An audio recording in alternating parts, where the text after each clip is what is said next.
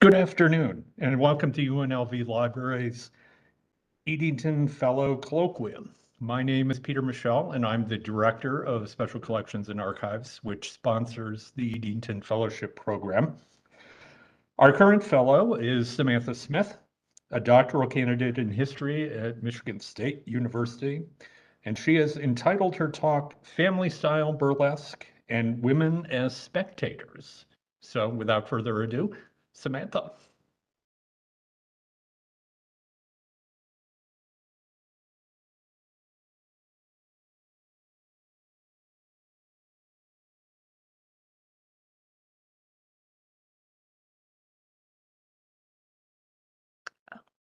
How do I do it?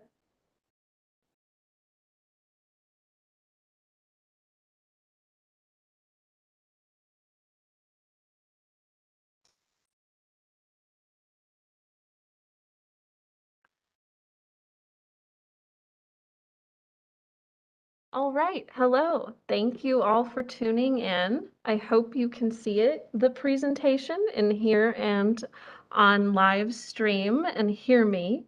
Thank you to those of you who are here in person and those tuning in on the internet.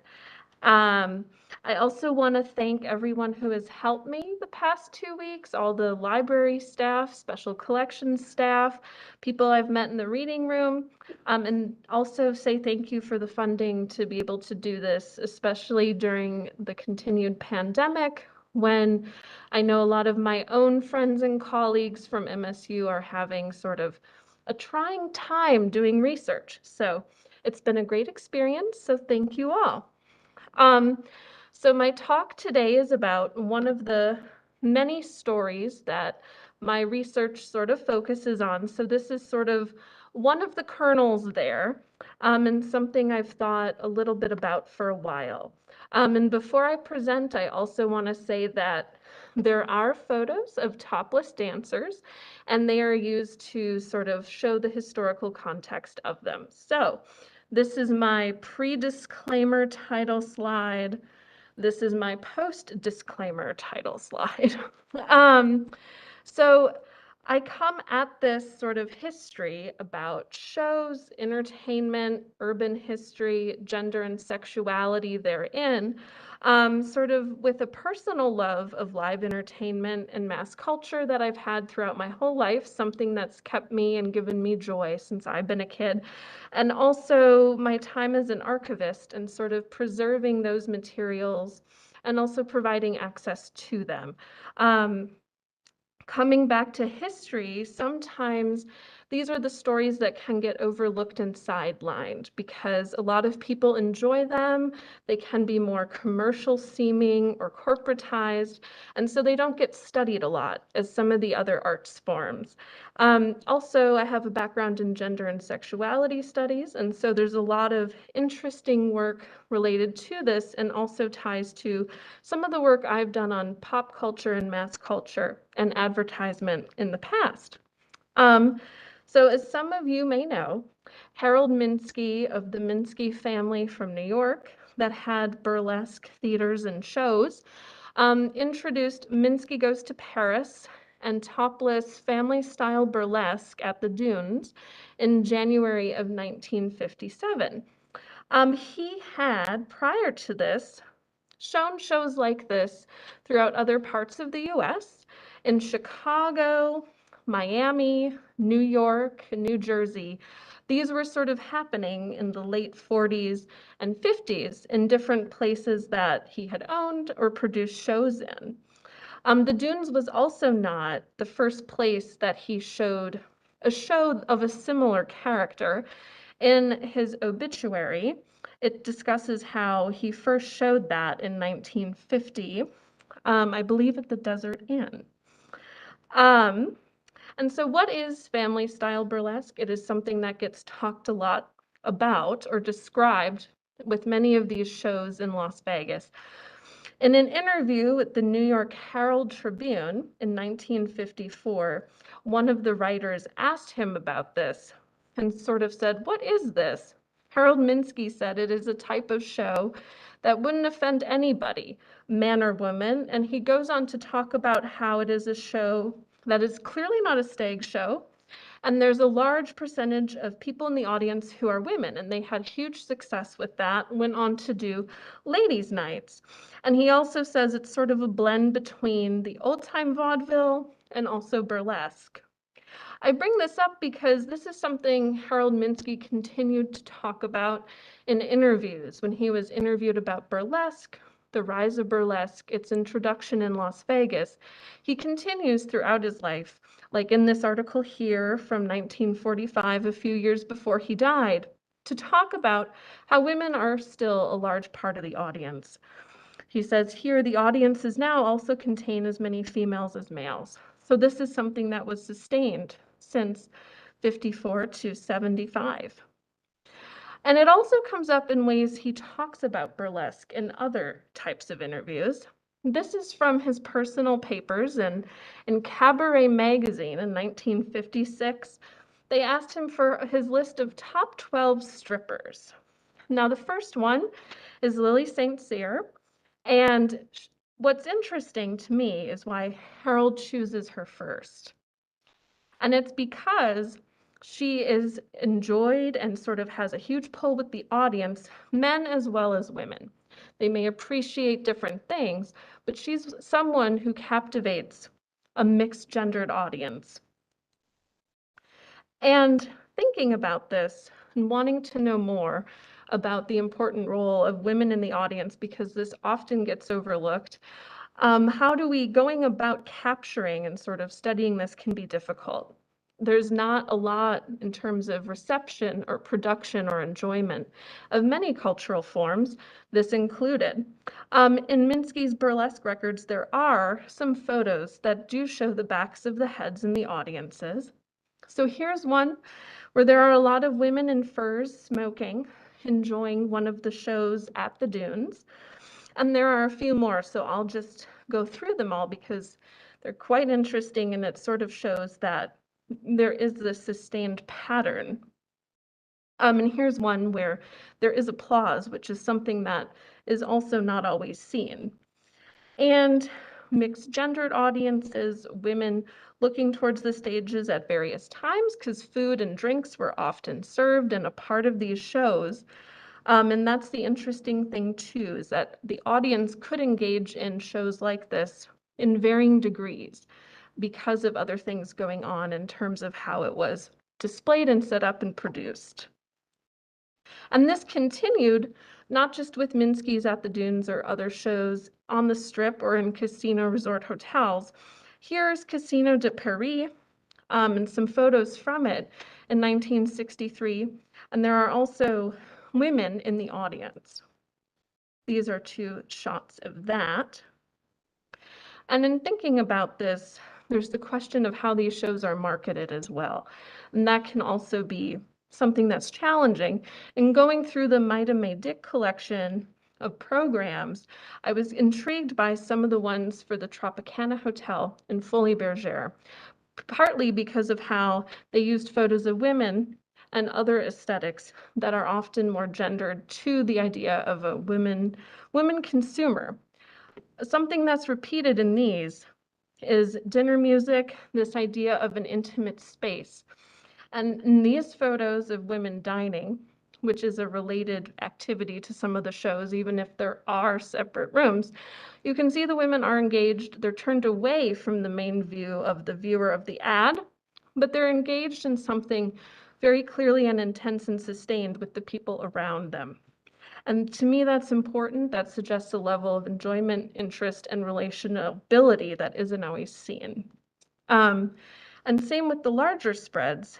There are women engaged in all the activities here for the Tropicana, from gambling to enjoying dinner to being in one of the lounge rooms with live music. Women are clearly the center of the ad, which suggests that they are one of the readers of this advertisement, going to travel to Las Vegas to enjoy a show or even gaming. And this ad particularly is important because to me, the Folies Bergère dancer there on the right She's looking directly at the viewer. A lot of times with gendered advertisements, this goes back to Irving Goffman's book called Gendered Advertisements. Women don't always look at the camera in ads or look at the viewer directly, and this dancer does, and there are other dancers for ads like this that do. Again, much of the appeal is women engaging in the activities. Now, there is the potential way of reading it, where does this suggest a more of a sexualized availability of women? Or is it also the fact that there are people like you enjoying something that you might enjoy as well in a place like this? I mentioned that before I move on, I will go back. Because as someone interested in gender and sexuality, that's one of my main interests in thinking about the audience. There tends to be sometimes a huge focus on the idea of a male gaze, or that the person we're assuming who's engaged in something is gendered masculine. I don't think that's always assumptive, or should be our first instinct, especially in diverse urban areas like Las Vegas, where there have been changes in tourism, changes in pleasure, enjoyment, and nightlife. And this can add to our understanding of its vastness and who it's for and different ways people have engaged. And it does not suggest that those other stories are not happening, but that there's other stories and ways of relating that have happened alongside them as well. I want to transition quickly because I came up with this title and sort of the subject of my talk early on last week. And since that time, I've been looking at other collections here in special collections, and there are other stories that sort of have piqued my interest. And so I just want to sort of talk about those and sort of share some of the other interesting things that I've seen in these records. So both the Dunes Hotel casino records, as well as the Minsky Burlesque records, have a lot of contracts for dancers and performers related to the AGVA, or American Guild of Variety Artists. There is a lot of other union records that you can find easily on Las Vegas, especially the Culinary and Bartenders Union. This is one that there's not necessarily always a lot of records for. So it's been intriguing to me, especially thinking of dancers as workers, as laborers. This is an important aspect. In addition to those contracts, there's also instances of dancers in full casts taking collective action as a unit to try to make change for their conditions of employment. This is something that also we don't easily have. Here's the end of a signed letter for one of the demands for raises. This is happening in '79 when they're deciding what to do with Casino de Paris. Do we continue with that production? Do we change that production? Morris Schenker's in the hospital, Major Riddle's hospitalized. The dancers aren't hearing for months about what's going on. They haven't gotten raises for months. So there's multiple letters like this. This one is signed by all the female dancers of the cast. And then there's one by the full cast. I think this is also interesting to me as someone who's also studied labor a lot on the job back when I was a librarian. And so these moments, I love looking at this. There's something incredibly powerful about seeing people be able to come together on the job to really try to incite change, even if that doesn't work, even if they're sort of ignored, as the case with the Dunes. They couldn't get a meeting even with Frederick Apcar. So there was a lot of stuff going on. Related to that are these interesting sort of newsletters about this situation that sort of talk about this amongst other entertainers and people employed through AGVA with the union or other areas in Las Vegas. And so the fact that it was discussed among people who were employed in different ways, it's interesting. It's also a hard story. One of the other challenges of this moment is the confusing financing of the Dunes at this time. I won't go into the whole mess and how it's very hard to deal with. But one thing I can say that's interesting that you don't always see, and I want to highlight it because it's also related to work. The only reason I'm able to understand anything is because of two secretaries, Eve Berg and Joe Melland, who were different secretaries for Major Riddle, employed in different areas, and together they had to keep themselves apprised of where his money was going. And they have correspondence between themselves. And the role of the secretary at this time, we don't always have a good clarity on what she's doing. We may see records that she's written. We may know her name, but we don't always know what she's doing to do her job.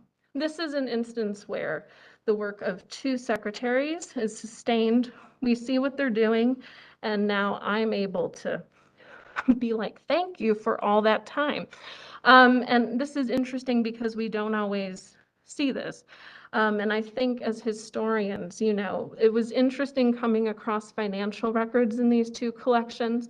There's, I think, some idea that as an archivist, you can say, oh, there's clear answers here. This is a legal document. As a historian, it's like, oh my gosh, I have no idea what's happening, and it should be clear.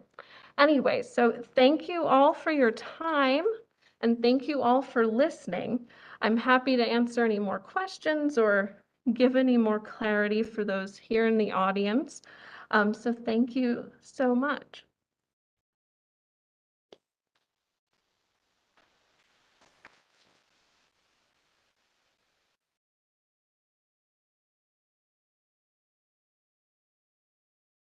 Yes, Peter. Yes, about the women in the audience, which Yes. I find fascinating. Are these women mostly wives of the men who are going to the show? And this is just the night out. They do it, or are there single women going Yes. to these shows? So for those who are tuning in live, Peter asked if the women in the audience are wives, a part of people going out as a couple, or if there's single women in the audience as well. So a lot of them are couples, I would say, but there are also in the photos, and sometimes it's hard to tell.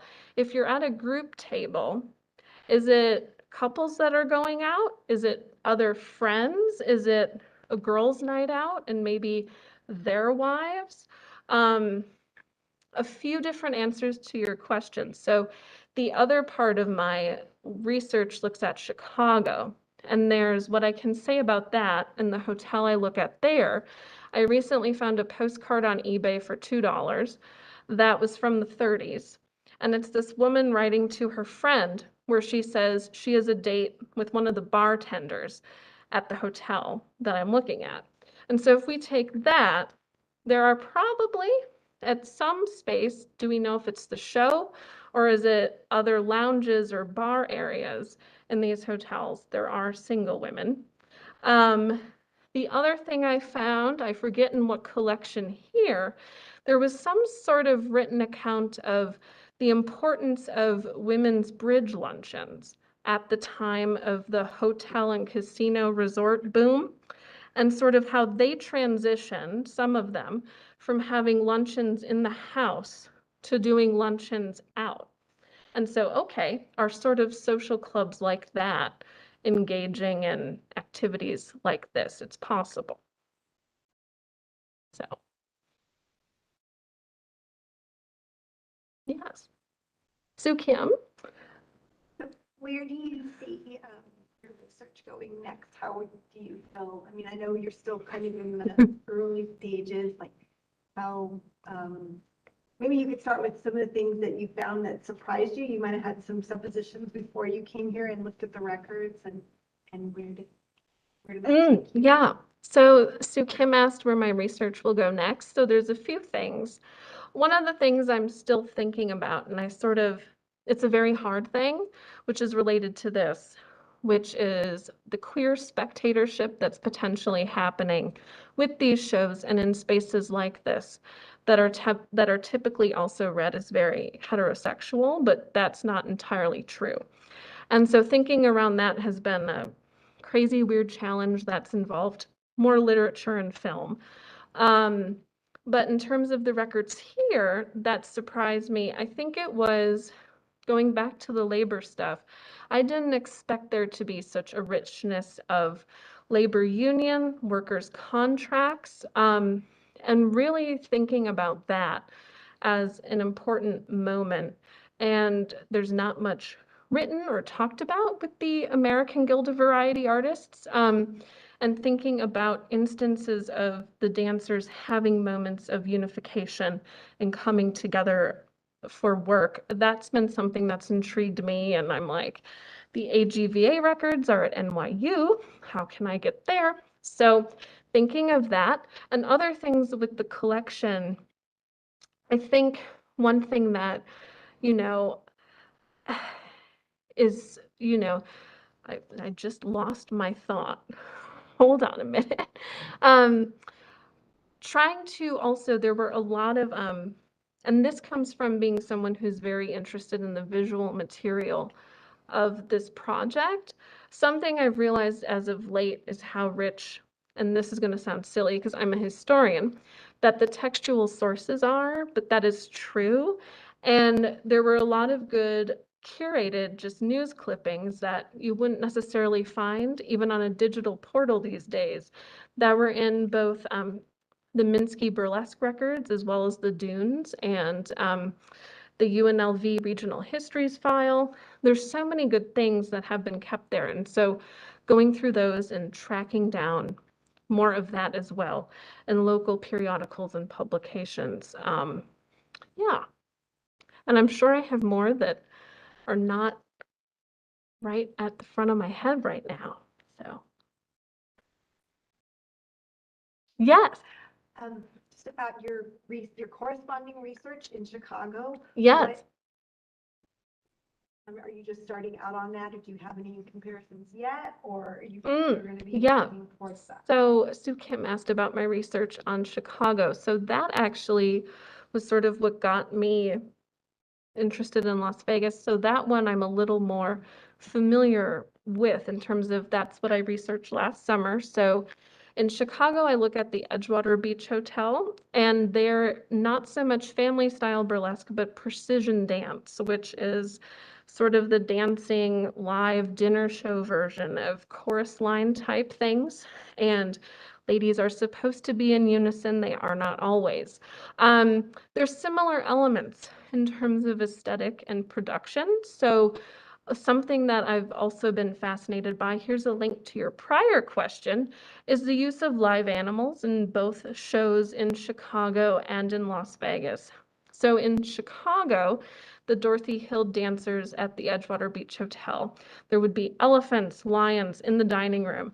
And in an interview in 1989 with the Chicago Reader, one of the dancers was very upfront and was like, no, we had to, like, if there was poop, essentially, we had to deal with it, walk around it. That was happening while people ate. It was there, right? And they also had an outside area on the lake shore. And so they had to deal with all of the mosquitoes, bugs. I processed the Dorothy Hill papers. There are flies on some of the sheet music. So that is a similar thing also, but so Dorothy Hill was employed there in the 40s and 50s. And so there are some similar themes in terms of costuming and shows. They also have very intense costuming headpieces that are not necessarily the Las Vegas showgirl-esque with feathers, but just crazy like things on top. And again, in this interview from 1989, dancers talk about the precariousness of having to wear all the costumes that Dorothy, who in addition to choreographing, sort of came up with and tried to design herself. And so, yeah, there's a lot of, and the other thing with the Dunes is coming out of the 101 Arabian Nights and sort of a lot of the Orientalism motifs and symbols of the time. Dorothy Hill also choreographed a lot of dances that dealt with similar imagery, even if the architecture of the Edgewater Beach Hotel wasn't the same. Both hotels also went through a convention advertising phase. Yes, so I could go on, I will not bore you.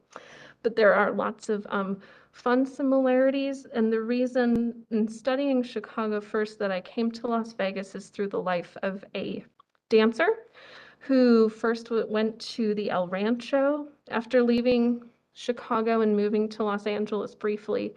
And then she worked at the Dunes for a while.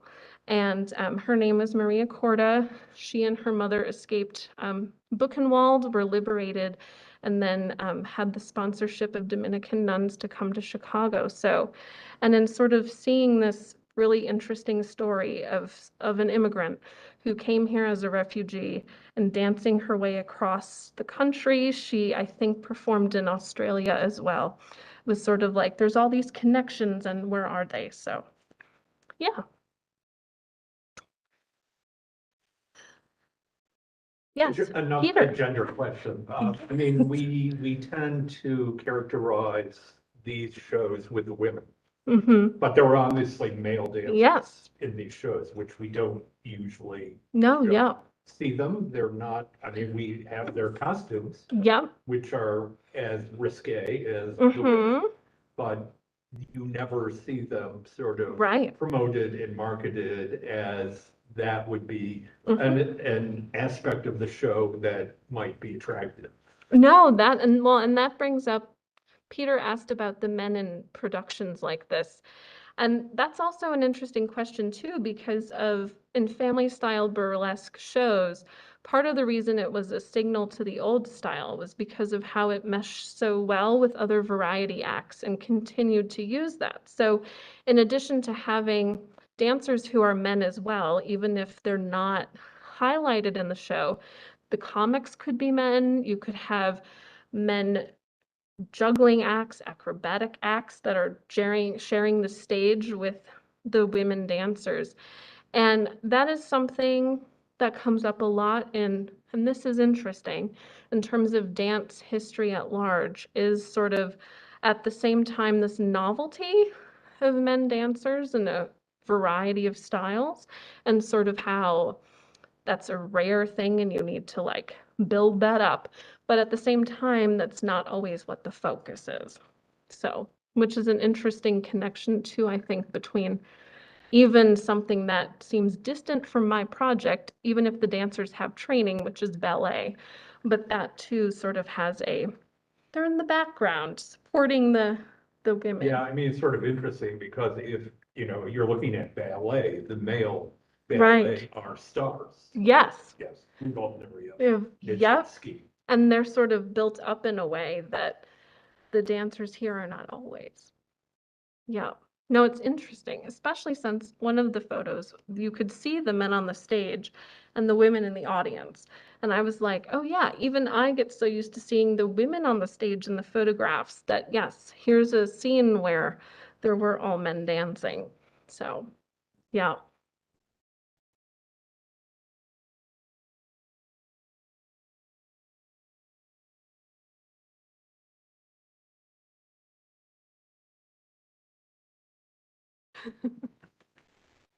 Well, Should I thank you close very that? much. Yes, thank you all. Thank you all for tuning in and being here. Should I? Okay.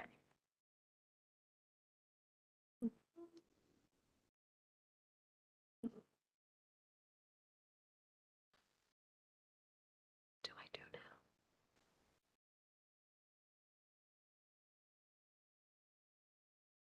In the street corner. Oh, thank you. Do I have to do something here? You could just. You can. Oh, The X, the okay. red X.